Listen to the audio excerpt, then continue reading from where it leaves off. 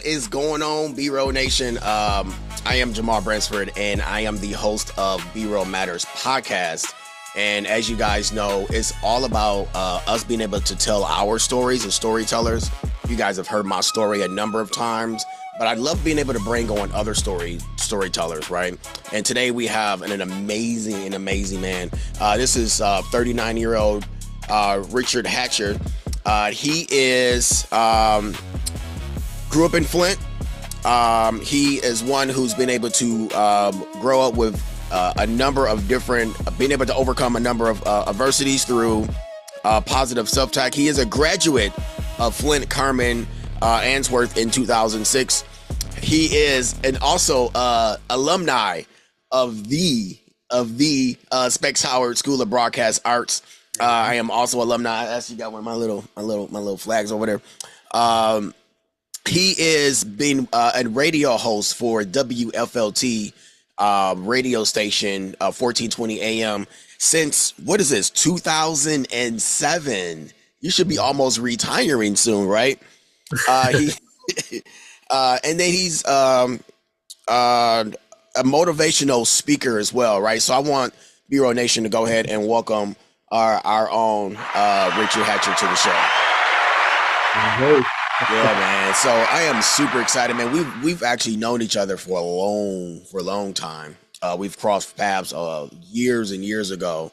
And so I'm gonna start with the easiest question, man. Who is Richard Hatcher, man? Well, man, that's that is an easy question. It's always hard to answer. I know, right? Yeah. Like, it's me. But, like, why I don't know who I am, right? Yep. Man, I live to inspire. That's it. That's my life's goal. So Richard Hatcher is an inspiration. So a little bit about me. I was 2 years old and I had a brain aneurysm, which should have killed me, or I should have been in a vegetative state. But through the grace of God, he had a different purpose for my life. And so, I grew up, with the signs of, I do walk with a limp, and I do have weakness in my right arm. And so that's what people mostly know me as, like I come in, and I walk a little different, but the soul is still there. You better tell him, man. Say that swag is still the swag. Yep. Yeah, for sure.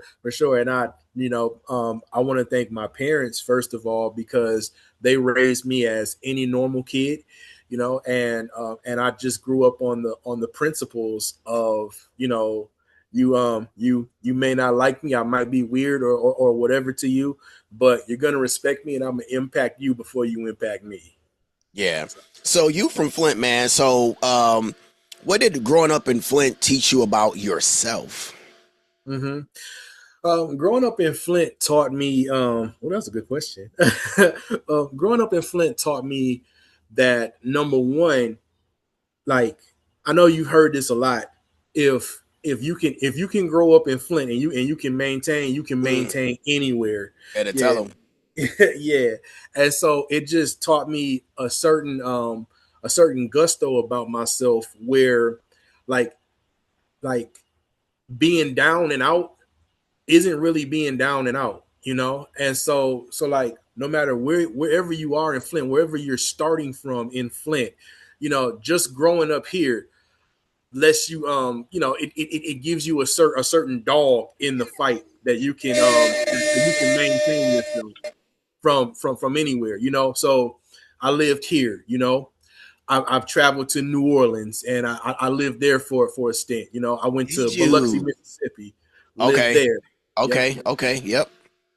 Then went out to Arizona, and that's where I stayed the longest. And so anywhere, like, I can adapt. And then coming from Flint, it's like, all right, like, you go certain places and they like, oh man, don't go down there, the hood over there. You like, what? Like, this ain't nothing compared to where I'm from. Like, come on, man. That's funny. Yeah. Hey, that's the truth though. Uh-huh. Yeah, that's the truth. So with you haven't been able with you experiencing that stroke only at 2 and had to live with so you had partial on your you said you're on your right arm and then on your Yes. Yep. leg. All Yep. right. Partial paralysis. Like when did you at what point or what age did you kind of realize that you're not like the rest of the kids on the playground or whatever the case may be, It's funny because I didn't notice that until I hit the seventh grade. Like when I was around that pivotal age, and so the my parents, raised me as any other child. And when I was in elementary school, the school that I went to, Rankin Elementary, part of the Carmen Ainsworth unit, you know, everybody was just everybody. We Mm-hmm. were learning, and Mm-hmm. so like people had differences and things of that nature, but it was more learning the just learning the curriculum and just being alive. And so I had my my friends and stuff. I got out and I played football, basketball, and I did all those things, For sure. and they accepted me as if everything was good. So it wasn't until I got into middle school when all the schools integrated, and then we met with the intermediate with the inner city schools, and that's when I started coming to the resistance of like what why y'all ragging on me about Yeah, like right. what is wrong with me. And that's when it made me kind of see that, oh, like I'm a little different. And so that's when I had the awakening. Oh, okay. So you decided to go to Specs Howard. So I'm gonna kind of jump a little bit. So before you even got the specs, like how did you know you wanted to get into media in general? Was it something you did in high school? Like did they have a radio or media class at Carmen or what? So how did you even get into that realm of media? Yeah.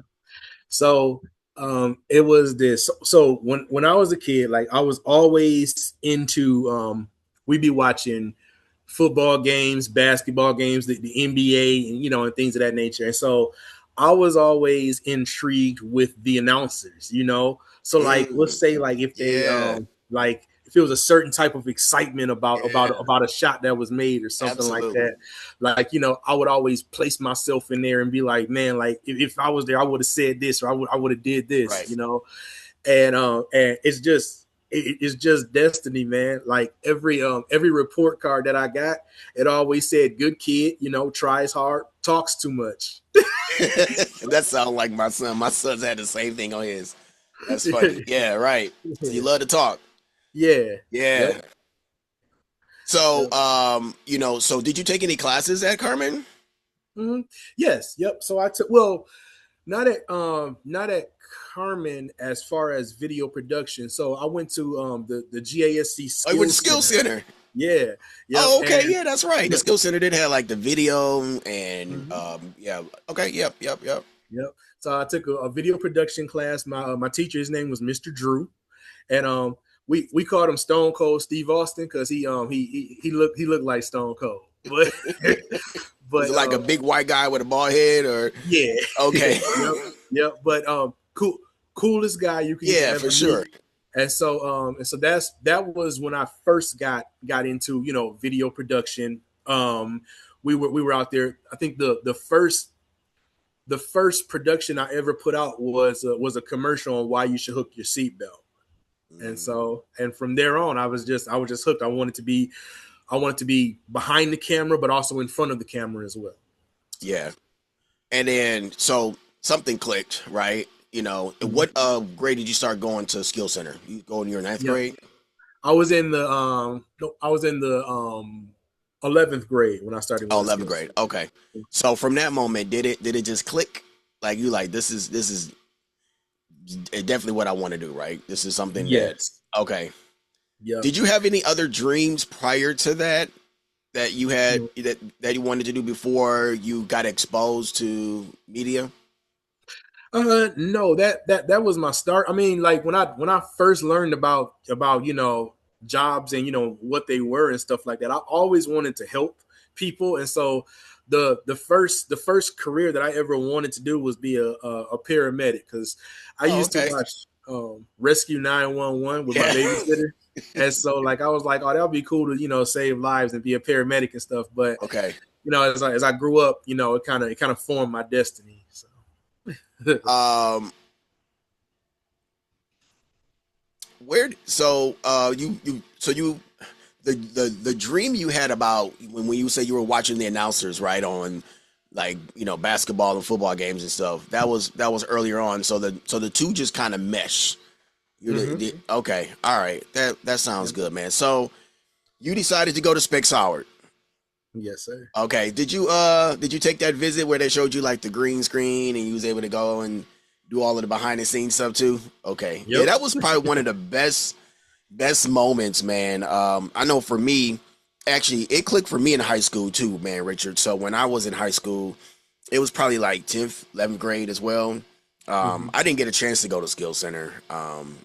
I know it was an option, but we had this little technology class, and they had like this little uh, booth or whatever that you can kind of choose your own independent product or projects.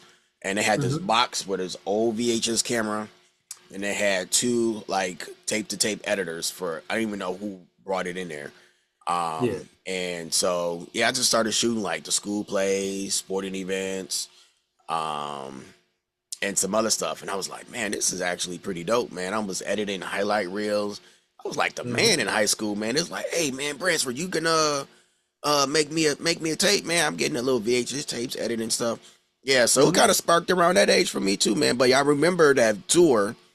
My dad actually took me to Southfield, man. It was like, um, it was the coolest thing since sliced bread, man. I went in and had like was it two or three studios Mm-hmm. at the time, and Three. they allow you to do the green screen for the weather background, and they showed you about, hey man, within the first week you be touching equipment, and I had just took a tour at Central Michigan. And I can Mm-hmm. remember in that tour, one of the professors was like, yeah, after you guys finish your second year, you guys will be able to come in the studio and touch equipment. Second year? I'm not waiting 2 years to touch a camera. Man, Yeah. I signed up for Specs Hours so fast, man.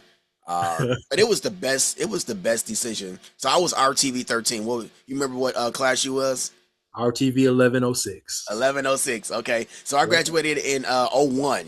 RTV, Mm-hmm. yeah, RTV 13 '01, man. So yeah, it's cool to have a fellow alumni. There's so many people, man, in this world that went through Specs Howard School of Broadcast Arts, man. So for all those Specs Howard graduates out there, man, shout out to you, man. Still holding it down in media. Yep. So you decided to go to Specs, man. So tell me what that experience was like. Yep. Man, that experience opened my eyes to so much. So much, in front of the camera, but also behind the camera.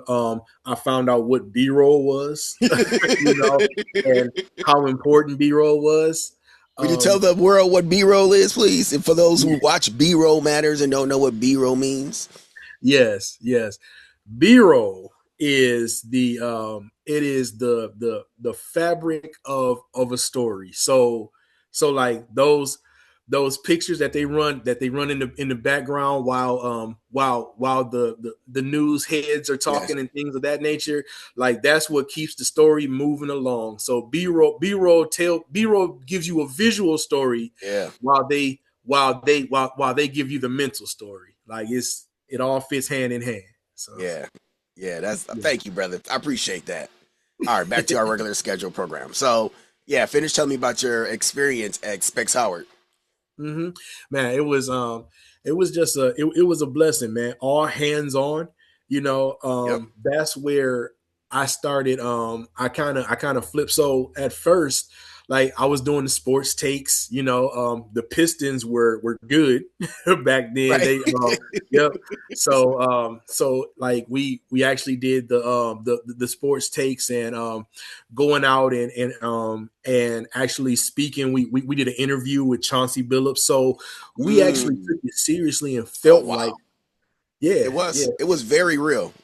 yeah, yep. So we took it seriously and felt like, we're part of the news, So that's what we do. So we we did our thing, and then the dream kind of shifted from being a sports commentator to voice acting. you know. And so I started. Everybody would come to me whenever they had a commercial and they needed that voice. Yeah, Everybody would come to me, and so I'm like, yeah, well, I don't know what's yeah, so special about me, but hey, I'm gonna do it. yeah. Y'all want me? I got Right. it. Yeah, right, right. Yep. And so I just started doing that. The first commercial I ever voiced was a Monster Assault commercial for the brand Monster. About the And drink. Yeah, yep, yeah, yeah. and it's on YouTube. Yep, it's Oh, it was a real commercial about for specs. yep, it's for specs. Yeah, yeah, Yeah, yeah. Right, right, right, yep, right, right. yep. So that's all cool. We have a bunch of projects and stuff that are on YouTube, and I'm like, Is it wow, man, I've okay? come a long way. I think I'll check it out. Mine's still on a. I got some on a beta, still on beta tape, and then I Yeah. still got some on VHS that I saved. When we did our projects. But I mean, Mhm. so Richard, I would agree, man. It was such an amazing experience. Expects, man. I still got some friends that we still connect, man. Some still working in the business. A friend of mine Mhm. that graduated with me, Jeremy, still works over at WXYZ, still a photographer for Channel 7, and still see some other people that's still in the business, man. They really created and opened up doors for a lot of us, man, to be able to be storytellers in whatever form that we was able to kind of squeeze on out of there, man. For me, I thought I was going to be able to go to LA and work in New York and be in the film business, and somehow Yeah. end up walking myself into a newsroom.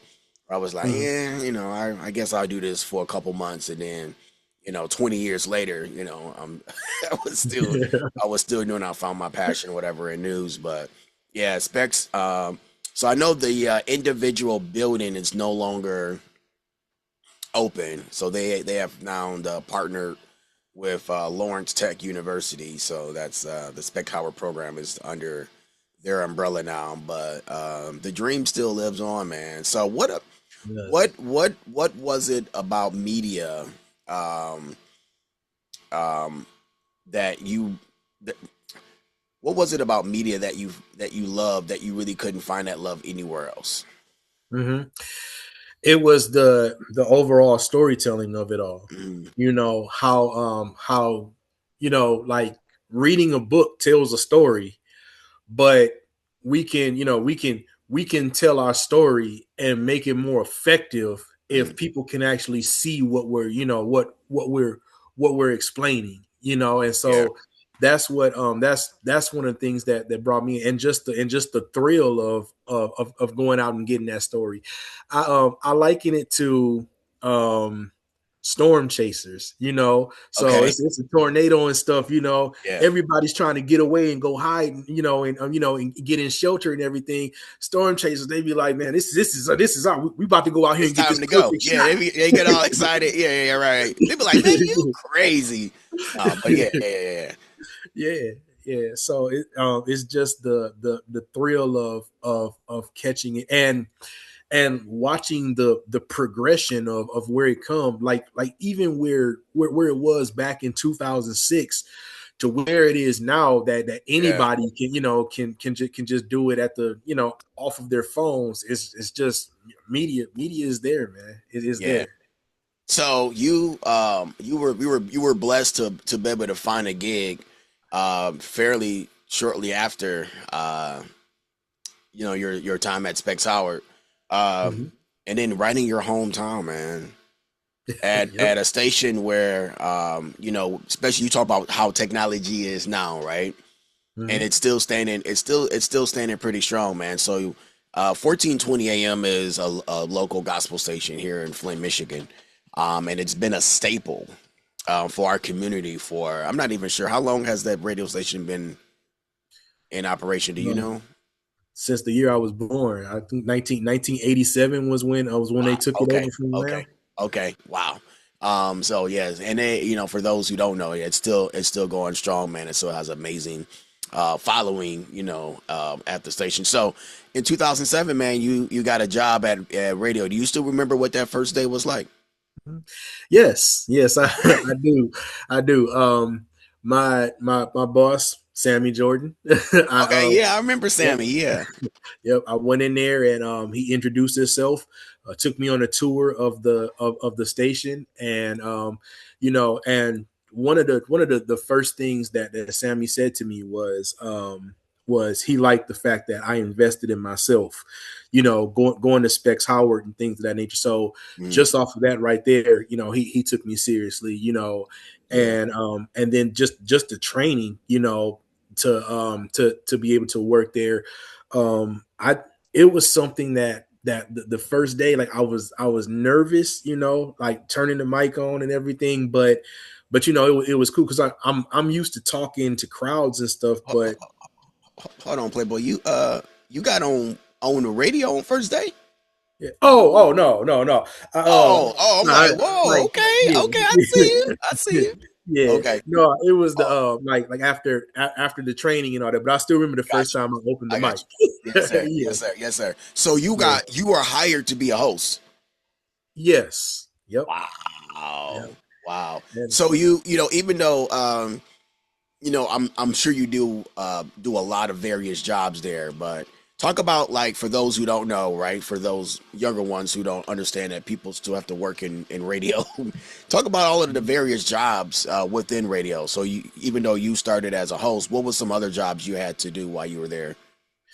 so I started off on the midnight shift, and so like I did that, and then when we were there, so you have your board operators, Yeah. but at the gospel radio station, it was such a small station. We were our board operators. Yep. Right. So Right. we ran the board. We ran the commercials, and we made our show.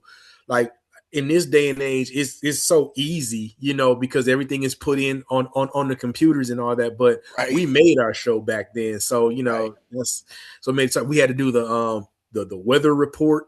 Like, we had to make our show pop. So that was the difference between the people whose show was good and Yeah. got good listenership, and the Right. people whose show sucked. Right.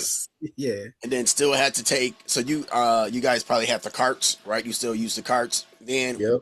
okay. So you had everything. So for all the commercial breaks, you had, like, was it still on beta? Like the beta tape, uh or the smaller, like, no. what is those little cart Yeah. things called? What is It those was cart the tapes called? it was a small. We used to call them carts. Okay, I so that's what when it's called. Yeah, Okay. yeah. When I first was going there, I was like, "What is the A tracks? Like, what is Yeah. this?" Okay. So they look. Yeah. For those who don't know, they look like 8-track tapes. We used to we used to call them carts or whatever. But yeah, you would take and record those and play, like you said, your weather, your commercials, whatever different spots. You had to have them in preview mode or whatever. Yeah, I remember a little bit of radio because I took video in. I took both. I did the year-long course at Spec, so I did the radio thing. It was I gave it a lot of respect after I finished the course. I had such a passion for video, but the radio thing was interesting thing, man. It was very trying to produce commercials. So you produce commercials and stuff too? Yes. Yeah. Yep. Wow. So Yep.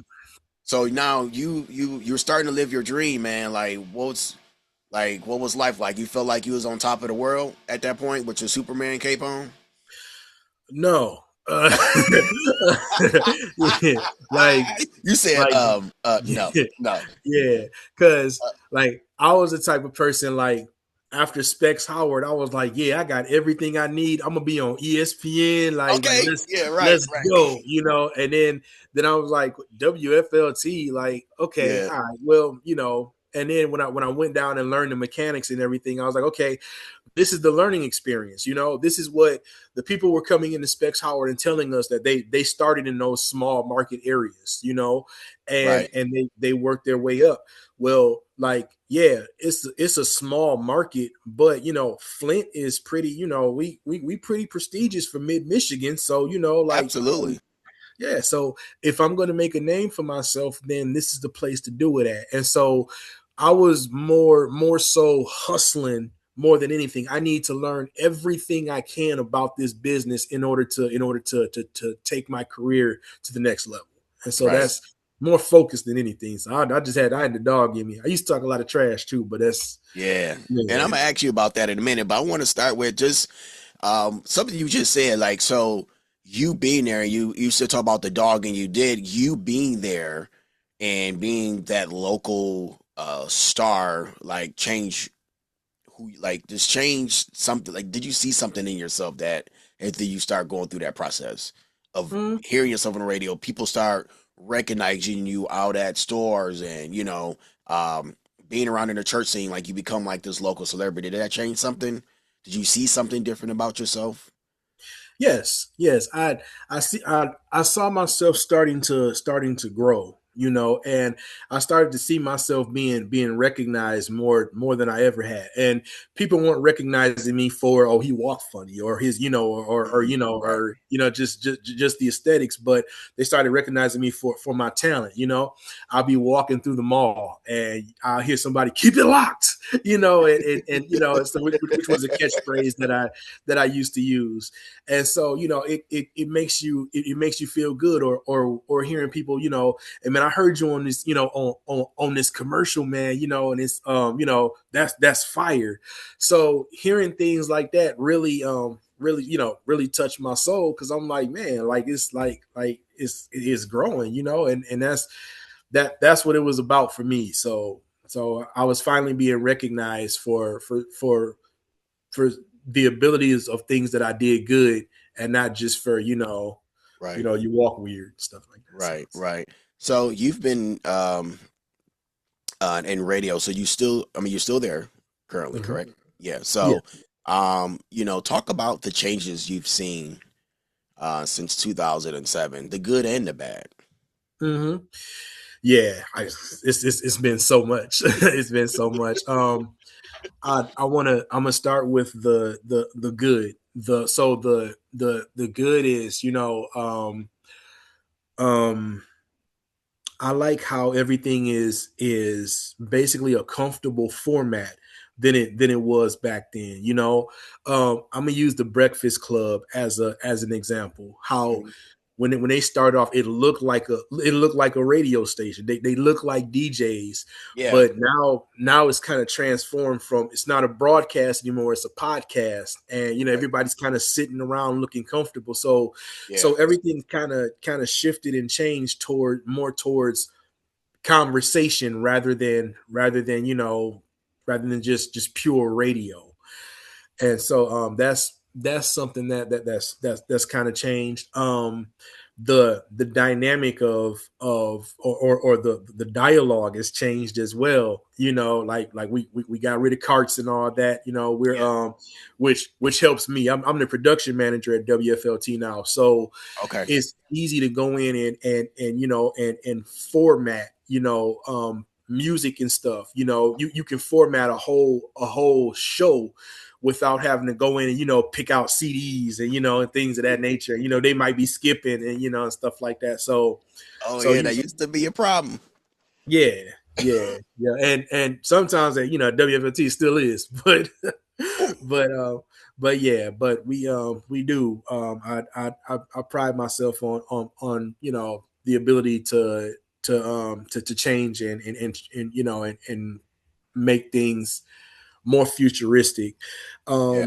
The downside of it is we don't have any more jocks that are from like around the city. Like this stuff matters. Community matters.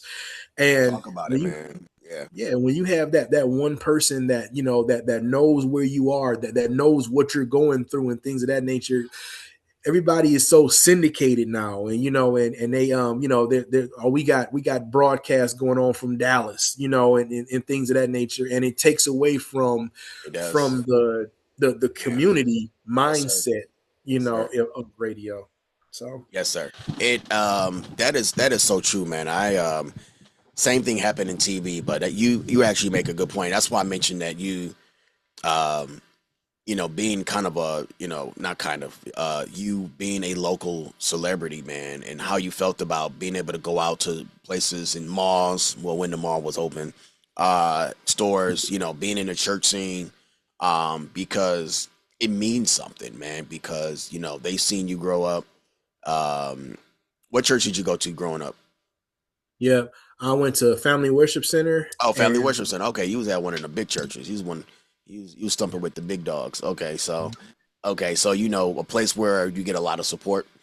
mhm. You guys got a good foundation and stuff. But just saying to say that you being able to really shed a lot of light, man, in our city. And it matters when you have somebody that grew up here, family is here and stuff, man, and being able to really provide some value, man, to Mhm. the airways, bro. And I want to say thank you, man, because like I said, WFLT is a staple. And if they don't have people like you working there, I would be shocked if the doors stay open if they don't have people like you, with such pride and who still cares about quality, Yeah. and still be able to hear our voices and stuff, man. I know you guys still have uh, an amazing and dedicated audience, right? Mhm. That still rock with the AM station, right? In an age of digital technology, that you guys still have to make yourselves valuable in the age of digital technology. Mhm. It says a lot about you, as you said, project manager now. Production manager. Okay, production manager, man. Keeping the quality to where people still tune in, man. That says a lot, man. Mhm. So you being the rock star, the superhero you are, man. Talk about how all it has all that confidence. I'm assuming it started to increase, man, as you got your time as host on radio. Did that somehow translate to you being like this advocate for not only who you are as Richard, but what you talk about your disability? Like, did you become an advocate for like like I could do it all, man? Like my cape got a bunch of letters on it. You know what I'm saying? Yeah. Yeah, Yeah. So I always talk about picking up your cross, yeah, and carrying it. yeah. And so for the advocacy part, I moved more into I noticed that a lot of people that come to me because of because of my status on the Yes, sir. radio and things of that nature, or they may know me.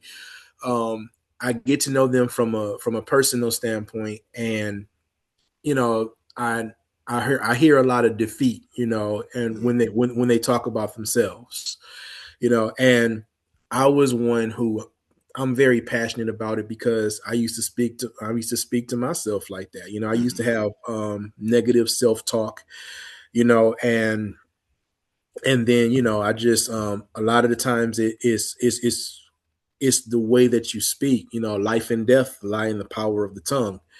And so what I started doing was I started these affirmations every day. I'll look in the mirror, hey, handsome, you about to go out. If ever we come across challenges, we're gonna be more challenging. When if life decides to hit us today, we're gonna hit back harder. And I Yeah, just I changed the trash talk that I used to do when I was in junior high school, and I just applied it, but I applied it more towards speaking life to myself more than anything. yeah, And so I wanted to just start inspiring people to speak life to themselves, and that's what gave me the push and drive to be an inspiration. I felt like as God shifts me from the radio aspect of things to more of a motivational speaker, or a motivational coach, in yeah. order to speak to people, to tell them, man, it's all about how you talk about yourself. Wow. Um, when we started, before we started recording, you talked to me about your organization. Hmm. Um, First of all, tell me the name of your organization. COANC, champions of a new character. Champions of it. All right, let's tell the people what that is. Hmm. So, Champions of a New Character is an organization from my heart to everybody out there, letting everybody know that we are all champions. Yeah, And no matter what you're doing, if you're chasing your purpose, your dreams, your aspirations, and all that. I like to spin it from a standpoint of we already got the championship. It's about protecting it. And Yeah. so like if you have that dream, then you already got that. Like you've already won that. So it's about protecting it. So I'm a big WWE buff. So a lot of the times when whenever you have a certain drive and you have a certain push and you win that championship, Yeah. they say it's harder to keep it, so Yeah. you Yeah. yeah, so like that's my that's my motive, and that's my heart, was to help people to understand that, hey man, look man, you've already won this. The fact that you want to improve, that means you've already won. So you just got to protect what you have. Protect your own. And Right. that's what Champions of a New Character is all about. So you were telling me how it got started. Mhm. Yeah. So why don't you tell me that story? So you said it was you talked about when you were in high school. Was it in high school or you were younger than that? Yeah. I was in middle school when I Oh, middle school. when I Yeah. started. Yeah, yep. Okay. So when I was in middle school, it was the verbal abuse that came at me. That everybody, oh man, you a cripple, or or look at the way you walk, and things of that nature. My dad told me maybe you should play football, and just see if you can get out there and and make some friends and do activities besides just Sure. going to school. So I got out there and I did. And there was people that looked at me, I came across the adversity of, what are you doing? You out here wasting our time, And um, there was a lot of kickback to that.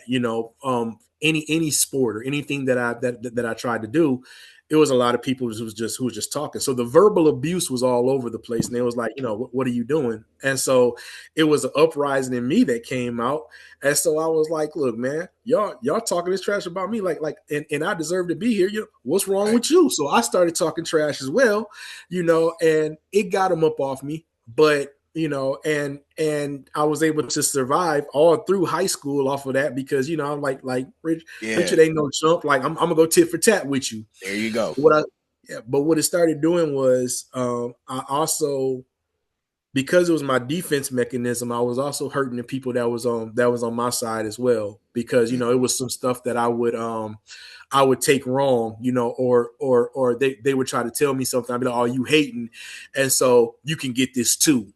And so I started hurting them, and so I started using my, it started backfiring on me, and so I got to the point of which I stopped talking, and I started assessing situations, and then I learned more about myself.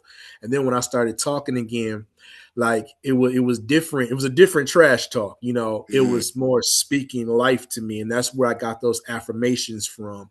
You Yeah. know that hey, like all of y'all are here, but I deserve to be here too. Right. Like I'm gonna let my light shine just like everybody else. So, and that once I got that confidence, because it never stopped. Even in the corporate world, you deal with it more in the corporate world than you For did, because sure. For now sure. you have people who think they're smart, and you have people who and they don't ask you, they just assume. And you know what happens when they say about people who assume? Yeah. Right. There's that. Exactly. Exactly. Yeah. So at this point, you are I'm trying to think. You told me I saw in your bio that did I lose it? You tell me if I'm wrong. You are going back to school? Mhm. No, I graduated from Fifth. Right now, I'm not going back to school, but I was at Fair State University. Okay, okay, okay, okay. Because it said you went back, so you're not currently there no more. Yeah, no, I Okay. went back to Fair State University. Oh, Yeah, you went back. Okay, yeah. okay. So what are you planning on studying at Ferris? Oh, Or did you well, study no. at Ferris? So I graduated from Ferris in 2016, and Oh, so I you was, okay, okay. That's what I'm yeah, thinking. I'm thinking you were still. You went back like you were still okay. So what did you yeah. study when you? So why did you decide to go back to school? Mhm. I went Why back was to that school. important? Yep, I went back to school because there was a time like I was at WFLT, and I felt like I was like, what would help me get over the, because like when you're working, and you're you're on the grind, Yeah, after a while, if it doesn't produce fruit, you got to get on another grind. yeah, And so, like I could only get so far from WFLT. And so I was trying to think, what would take me over the, what would take me over the edge or into the next level.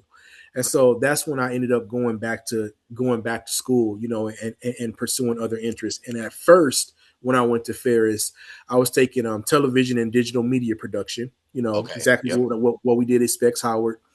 And then I did a lateral move over into communications. hmm, So I wanted to be more from the behind the scenes to yeah, more on the screen, and then that was for like voiceover work, or then Champions of a New Character was coming into fruition.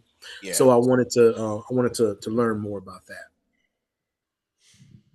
Mhm. So what does the old Richard Hatcher tell the new Richard Hatcher? Mhm.